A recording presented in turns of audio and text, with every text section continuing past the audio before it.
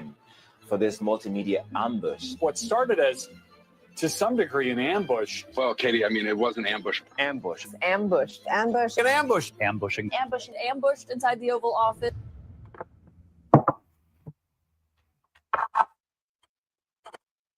Hello, everybody. Thank you so much for joining me in this live. I am so sorry for what happened to the previous live. Technology decided to topple me, and my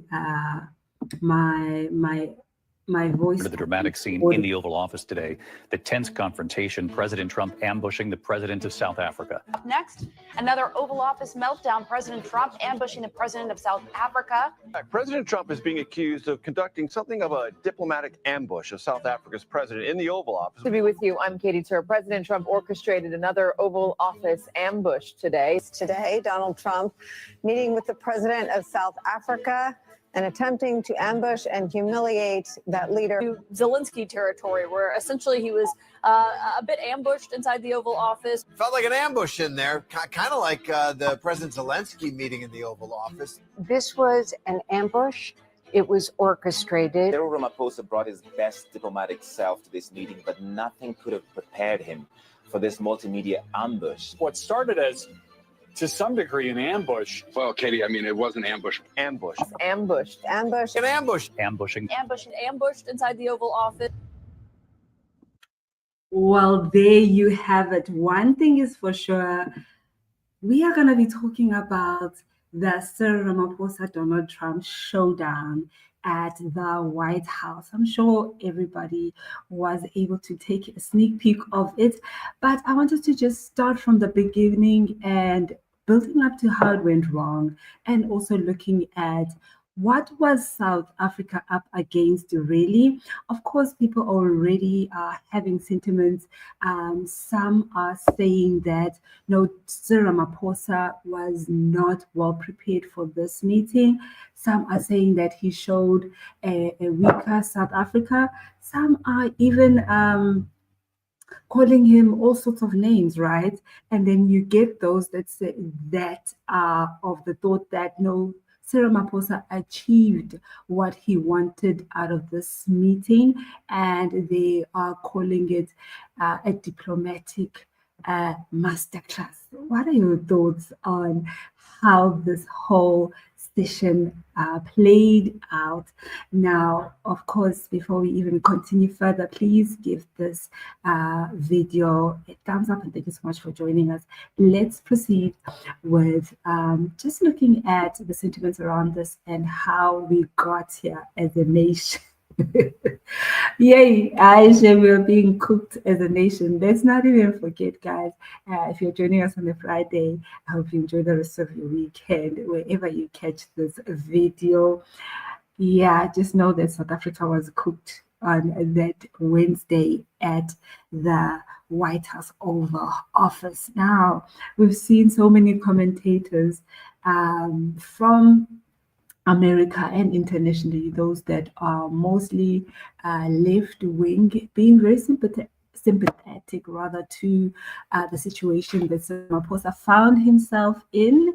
And of course, the right wing, even here in South Africa, they are celebrating the ambush. They are celebrating the ambush. They are saying that it's about time this happens, and it's motivated by various reasons on both sides. Well, from a South African perspective, all we want, guys, is just to eat and live to see another day. And guess what? Cyril Ramaphosa got us that. We got to see another day, right? And I want us to just take a look at what his intentions going to the meeting were, and was he even able to achieve that? Looking at the fact that when Cyril Ramaphosa came into that into that meeting, he was already set up. We saw the social media tweets. We know what led Ramaphosa to wanting to go to that office, because attempts to engage with America were not working at all.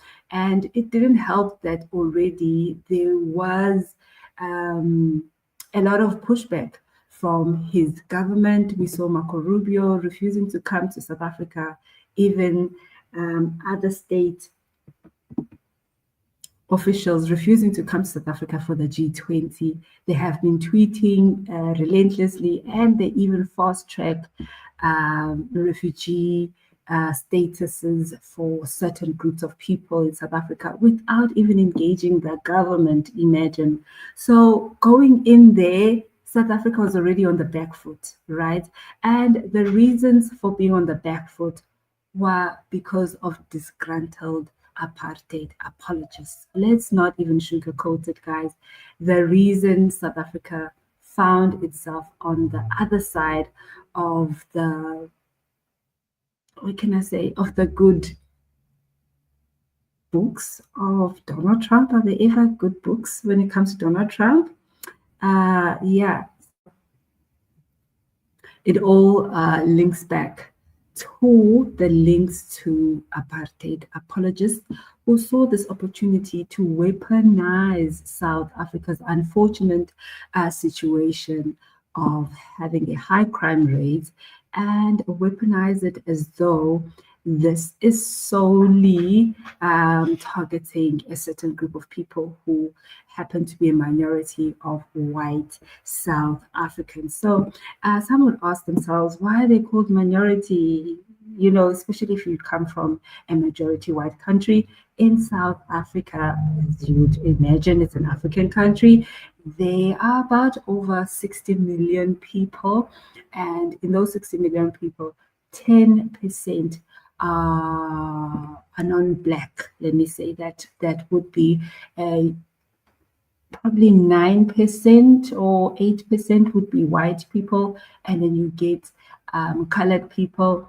And then when you say colored people in South Africa, we mean people of mixed origin, be it the Khoi and the San. It could be a mixture of Asian and Khoi people. It could be Cape Malay, all sorts of people who cannot necessarily classify as white.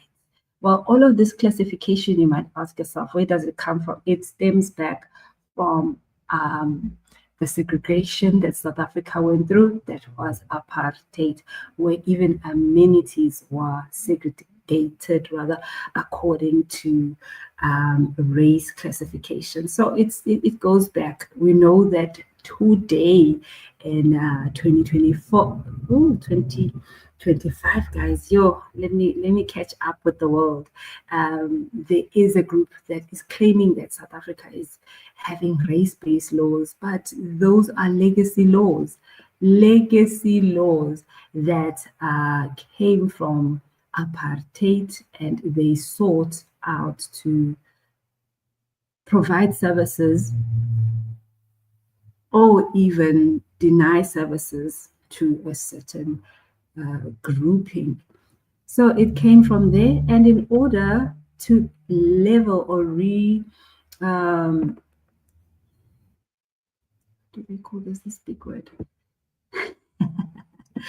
So in order to sort that out, I'll use that word, guys, then they had to have reversal laws in place. However, even those laws do not deny completely participation from all classes of citizens in South Africa.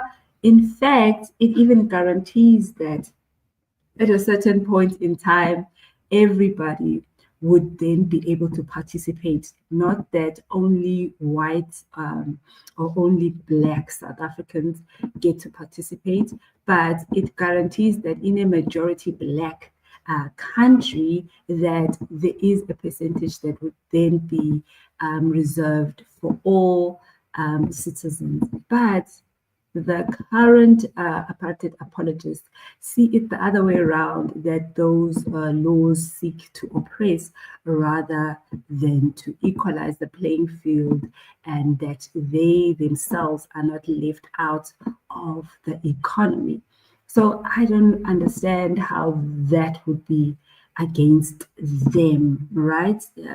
Help me to understand that one, if you can. Thank you so much for joining us once again. I want us to just look at how did we get here? Why is it that Cyril Ramaphosa had to go and, with something that some people call beg, something that some people call beg in the United States of America.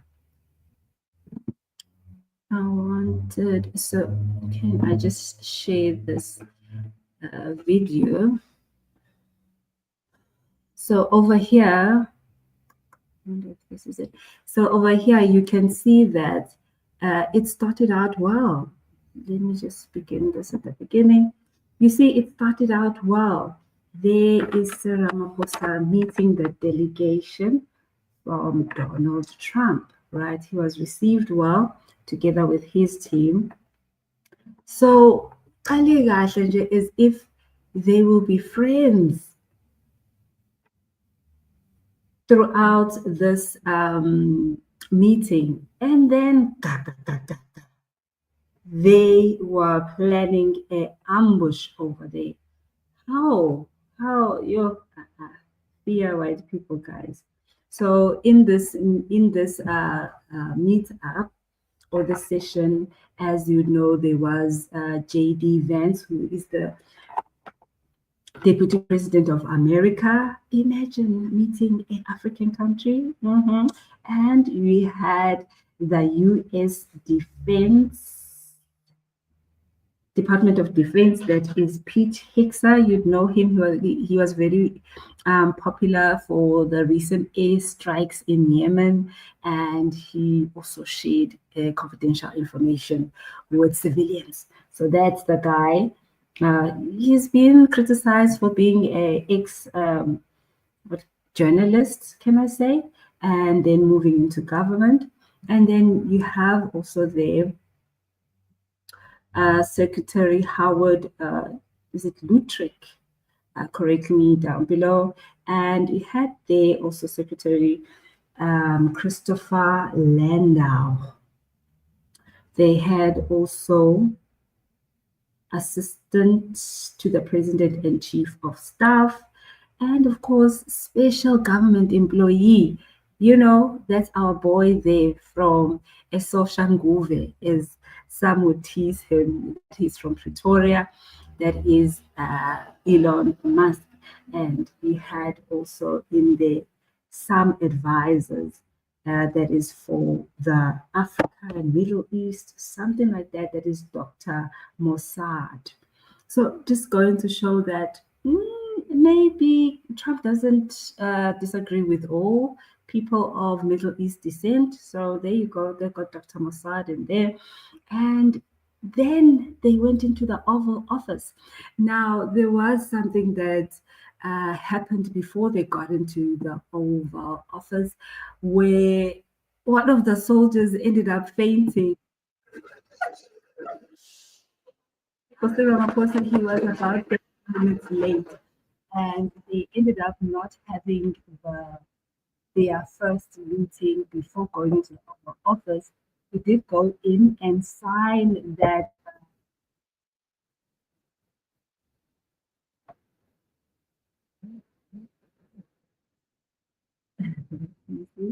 it started out well. You can see that he's giving him some presidential welcoming, so it is not as hostile as it is. But what I also noted from this interaction with Donald Trump is that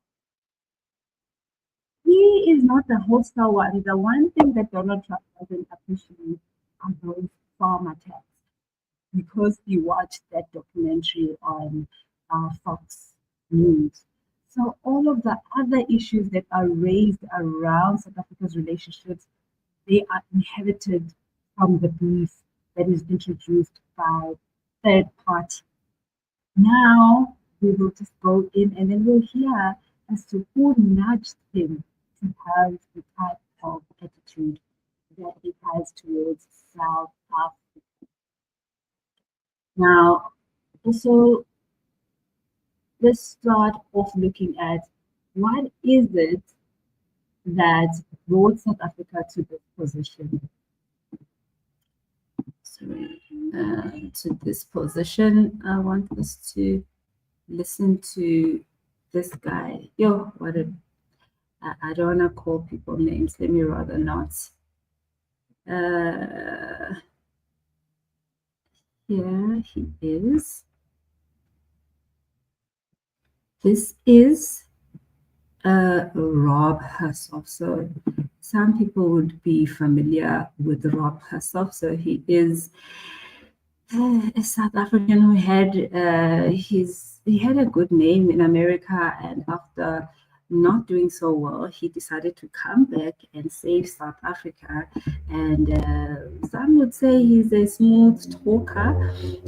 Some say no, he's a good businessman, he's a deal maker. But at the moment, before the elections, he was out campaigning, trying to convince Black South Africans to consider DA as a viable option and bring the ANC down to 40%, right? And he did campaign very hard, being like a united South Africa type of person.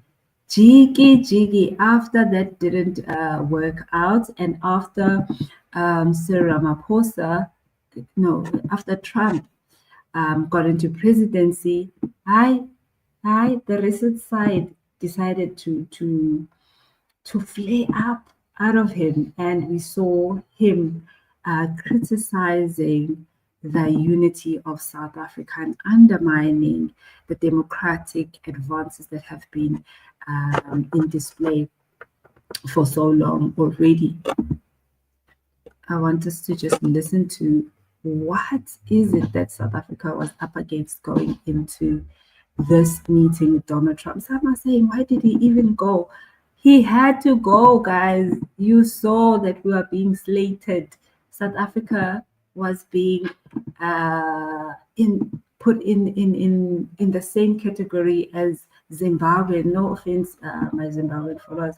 It's nothing against you, but we're just saying that they were looking to sanction South Africa, and we're not ready. We're not ready to suffer, guys.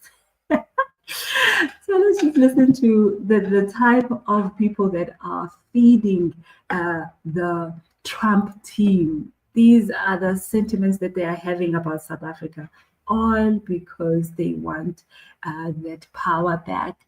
They want the political power back because clearly they still have the economic power. Any brains. You say he's smart. I'd question that.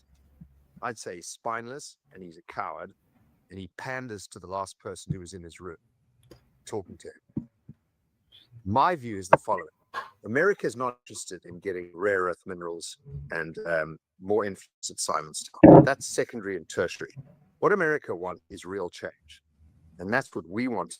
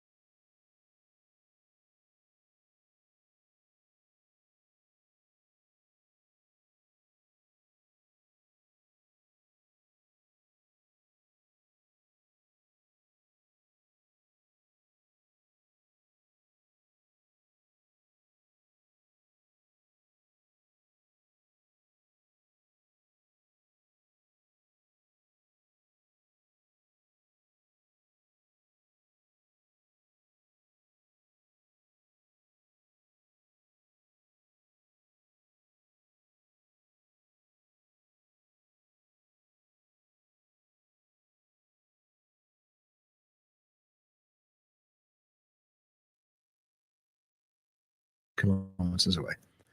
The black tribes had migrated down over 1,000 years from the Eastern Africa into South Africa. So they're settlers too. If they call us settlers, they're settlers.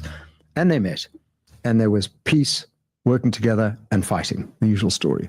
Fast forward, the British then arrive in 1820, and then the late 1800s, gold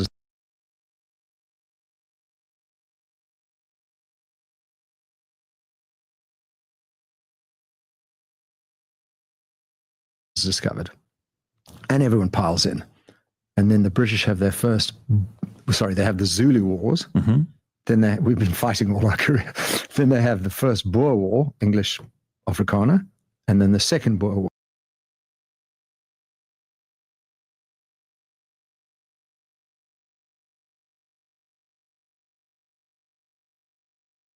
War, English Afrikaner. And in 1910, South Africa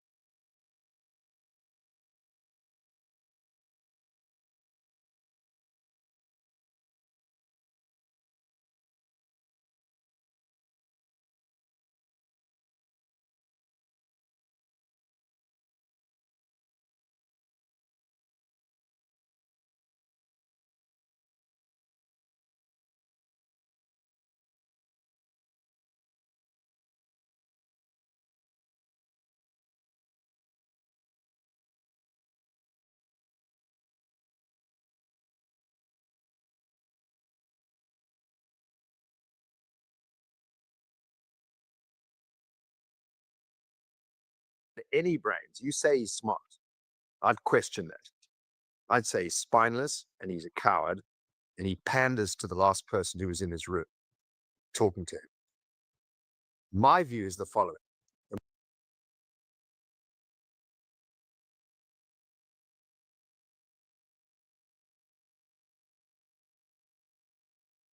America is not interested in getting rare earth minerals and more influence at Simon's Town. That's secondary and tertiary. What America wants is real change. And that's what we want in South Africa. Donald Trump's going to say, you need to repeal expropriation without compensation. There are 600 American companies invested in South Africa. If I was Donald Trump, I would say to those American companies, you may no longer obey BEE laws. I'd use the leverage of American companies, particularly the ones that are doing business with the government, and say, you, American companies, will not obey BEE laws. In fact, you'll repeal them within your companies. Secondly, the government needs to repeal EWC, BEE, and withdraw the ICJ case against Israel. Those three things are non-negotiable. If Cyril has any spine, and I doubt he has, he will make a move on those three and agree to Cyril. Fine, we're going to get rid of those three, and then let's talk about investment. You know,